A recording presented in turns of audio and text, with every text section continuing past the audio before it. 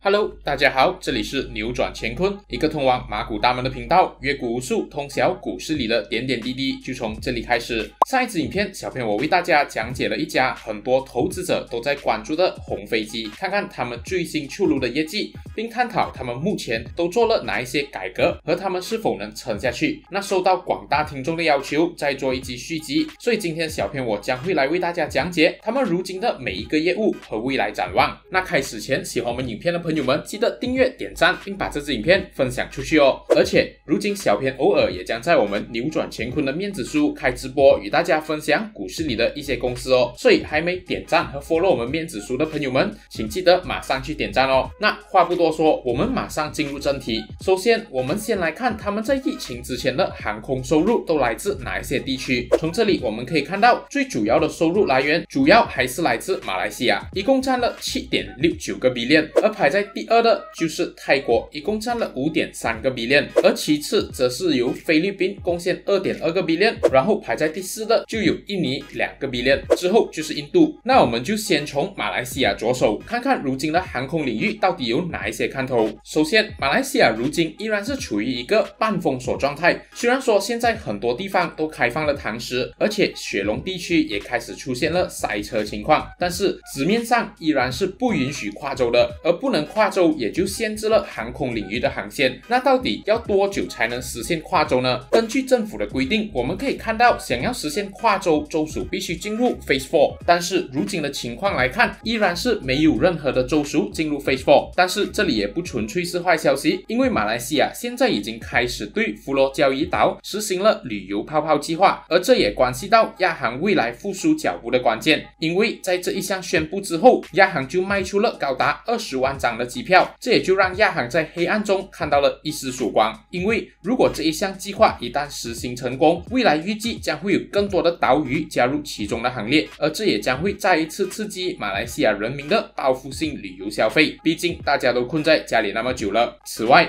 亚航也表示他们所有员工已经达到了 100% 的接种率。那虽然说旅游泡泡计划已经实行，但是这也只是初步实验性的计划，而且这也并非一帆风顺。就在旅游泡泡实行的第一天，从2546位游客当中就检验出了5位要登岛的乘客有阳性反应，所以这一次佛罗交易岛的旅游泡泡计划将会是亚航在马来西亚国内航班的关键。那看完了马来西亚的情况，我们就来看他们第二大收入的来源国，也就是以旅游闻名的泰国。那么在泰国的情况就会比马来西亚明朗一些，因为在泰国9月3日就已经开始恢复国内航班了，并且泰国也计划在下个月10月对外开放，让国外的游客重新可以回到曼谷和其他的主要目的地旅游。而且为了迎合这一次泰国的开放，亚航也推出了 30% 的折扣机票，以吸引更多的人潮。但是话说回来，这样的开放到底会持久吗？如今泰国的每日新冠肺炎病例依旧是在过万的数字，而且依据他们每日大概58万支的疫苗接种，恐怕也要等到今年的12月才能让他们70% 的人民完全接种疫苗。所以如果在10月开放外国游客，可能这一个决定会来得有些仓促。但是相信大家都知道，泰国是亚洲著名的旅游胜地，旅游业就撑起了他们20% 的 GDP， 所以开启旅游业相信也是迫在眉睫。